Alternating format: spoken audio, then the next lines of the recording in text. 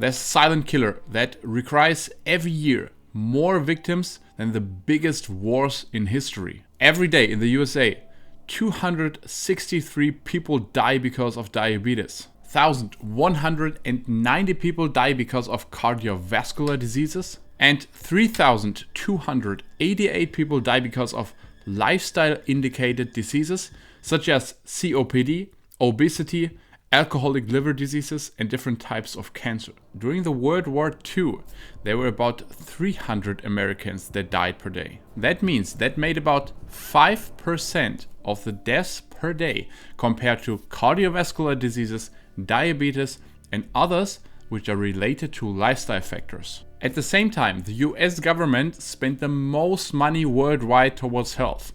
Right now at that point, at about 16.8% of the GDP. To make that clear, this is way more than the military expenses. But at the same time, the US citizen has the lowest life expectancy, the highest obesity rates, the highest medication prices, 2.5 times compared to Canada, Australia, and the Great Britain. And nobody asked the question, why? Well, there's one person in that political sphere who's asking this question and dedicated himself to make America healthy again. And his name is Robert F. Kennedy Jr., nephew of the former president John F. Kennedy. So we are right now on a historical point where the USA will start a war against lobbying of the pharmaceutical and the entire healthcare industry. What's up, high performance? Welcome to this video. My name is Marvin and I'm a health and performance expert for high achieving individuals. And if you got some value out of this video or you want to learn more in optimizing your health and performance, then subscribe to that channel. And today we're gonna answer the question, how will this guy make America healthy again? And today I brought you some really interesting but as well shocking insights in the American healthcare industry and some of the foods and products in America. So first and foremost, in many media, RFK Jr. gets titled as a conspiracy theorist. But let me take this quote, I really like it. Not trusting an industry that is financially dependent on you being sick does not make you a conspiracy theorist, but actually shows critical thinking skills. And wait, it's not just the pharmaceutical industry that he's fighting, it's the entire healthcare industry. Because it's fact that the healthcare industry in the USA is first the largest and fastest growing industry right now. Let me repeat it for you. The fastest and largest growing industry in the United States. And it's also simple fact that the healthcare industry can make more money out of sick patients. You want the first shocking insight? Here we go. The American Academy for Pediatrics did partnerships with Coke. It's hard to believe. The American Diabetes Association took millions of dollars of Coke. Diabetes got founded by a company which produces the main reason and some weapon of mass destruction, which is liquid sugar. And let me give you a simple example. When you have to meet your doctor on a regular basis because you have high blood pressure and you have to visit him frequently in order that he can prescribe you new medications, he is making money out of you.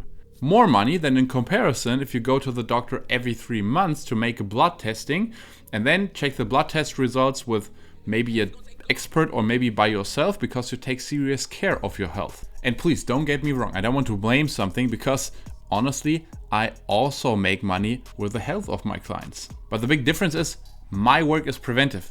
I work with the people before they get in serious trouble. And if they're already in serious trouble, for example, they have some kind of pre-diabetes or some other kind of diseases, then we try to reverse it to natural ways. For example, dietary changes, sleep optimization, fitness and exercise protocols. So that are not dependent on a medication their entire life. And this is exactly what RFK Jr. is fighting. Making people sick in order to take advantage of their health issues.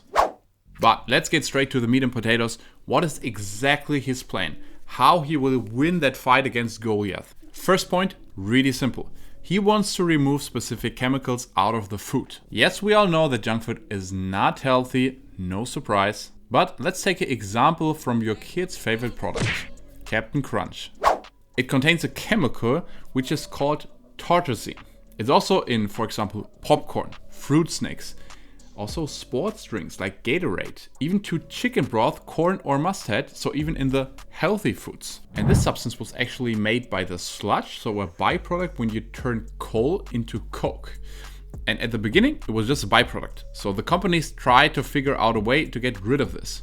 One way was to use it for paving roads, for example. But then one smart chemist came with the idea, hey, we can use it in our food to cover up the discoloration of low quality foods. Oh, hey, but what they didn't know was that it causes things like tumors, ADHD, anxiety, depression, asthma, and hormone disruption. In some countries, it's completely restricted. In other countries, it has to be a warning label that it can cause ADHD in children. Let me give you another one. Really popular sodas. For a long time, also your favorite Mountain Dew. In Europe, for example, during the last years, it was really rare to find a Mountain Dew. It contains so-called BVO, brominated vegetable oil, which is clearly linked to memory loss, tremors, fatigue, headache, loss of muscle coordination, as well as fatty changes in the liver. And this chemical is completely banned in Europe and in Japan.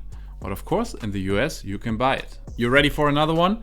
Let's take BHT, butylated hydroxytoluene, which lowers testosterone levels and is known as an endocrine disruptive chemical and is completely banned since 2022 in the EU. Of course, in America, in some products, it's part of the ingredients list. And the big question is why? In some cases, and this is really interesting, you have actually the same product but different ingredients.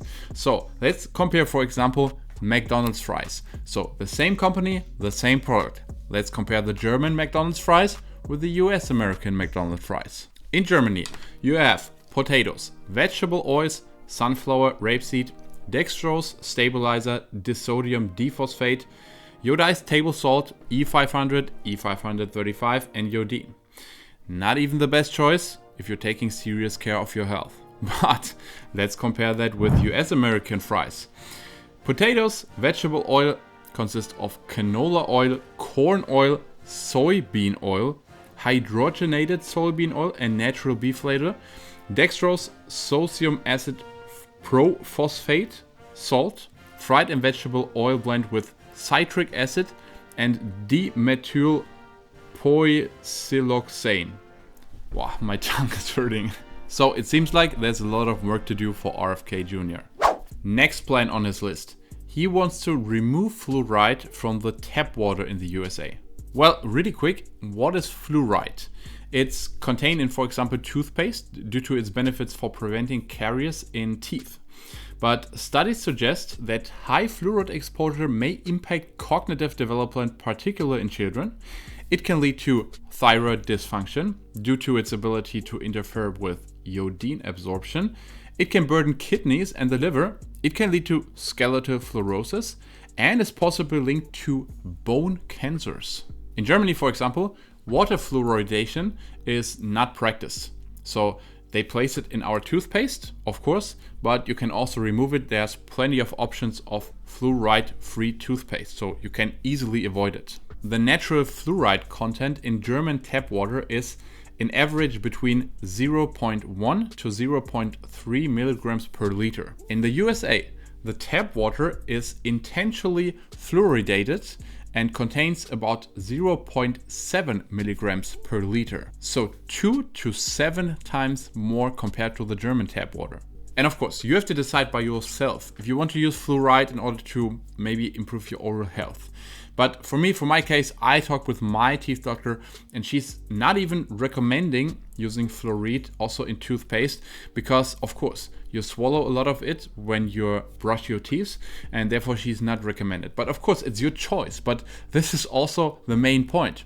It should be your choice. But if that high amount is still placed in the tap water, the question is, do you even have the choice to remove fluoride? And the third thing, what he wants to do is clean up the corruption of the agencies. And if we have a look on the previous years, there were a lot of scandals. Take McKinsey's role in the opioid crisis, for example, in 2021. The consulting firm McKinsey & Company was accused of advising Pewter Pharma and other opioid manufacturers on strategies to boost opioid sales. Take Pfizer's illegal marketing of Bextra in 2019. Pfizer illegally promoted the painkiller Bextra for off-label uses that were not approved by the FDA. Or take Is Therapeutics and fentanyl kickbacks in 2019. Is Therapeutics bribed doctors to prescribe its fentanyl-based spray, Subsys, often for patients who didn't need it. So once again, we can say that he will be really busy over the next years. So the last thing I want to do right now is compare RFK Jr. to some other example. Let's take the Minister of Health of Belgium. Really healthy, right? Or let's take the Minister of Health in Germany. Is that what you want to look like? Now, let's look at RFK. This guy really looks like he's taking serious care of his health. So, will he be successful in his mission to make America healthy again? What's your opinion on him? And what do you think will happen during the next years? I'm excited to discuss this with you guys and leave it for today. See you soon.